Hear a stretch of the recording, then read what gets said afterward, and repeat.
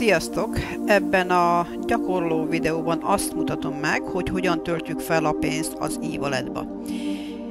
Amint láthatjuk, itt az e-walletban most van $50, ami egy Traffic Pack-nek az új megvásárlásához szükséges, viszont nincs extra pénzünk a $15, tehát az hiányzik a következő havi díjra. Tehát, hogy nehogy esetleg az legyen, hogy nincs elég pénzünk az e-walletten, ezért most kénytelenek leszünk föltenni egy extra, hát a minimum az a $25, amit a Pézával föl tudjuk tenni, tehát bemegyek az e-walletba, igaz?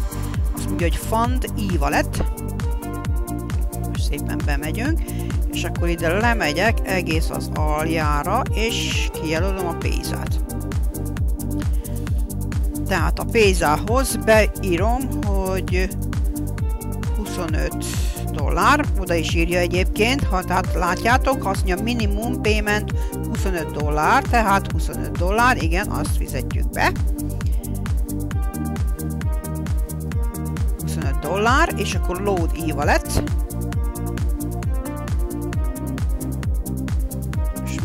Mi történik? Most elvileg be kell, hogy vigyen engem a Pézába. Most a Pézába be fogunk menni, tehát látjuk, itt jobb oldalt van, hogy $25 kell föltölteni. Akkor bemegyünk a...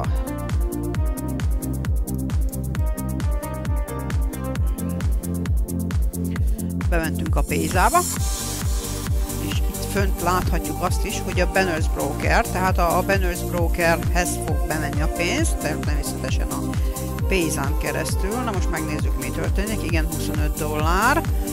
Azt mondja, hogy a transaction pin kódot be kell írni. Igaz? Azt beírom. És akkor confirm and proceed. Tehát ez azt jelenti, hogy elvileg el fogja fogadni.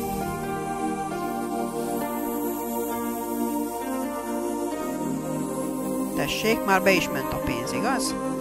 Tehát azt mondja, hogy go back to Banners Broker website, tehát itt már megyünk is vissza Banners Broker website-ba, és akkor már itt is látjuk, hogy megérkezett a $15, ami szükséges volt ahhoz, hogy az extra $15 be tudjuk fizetni.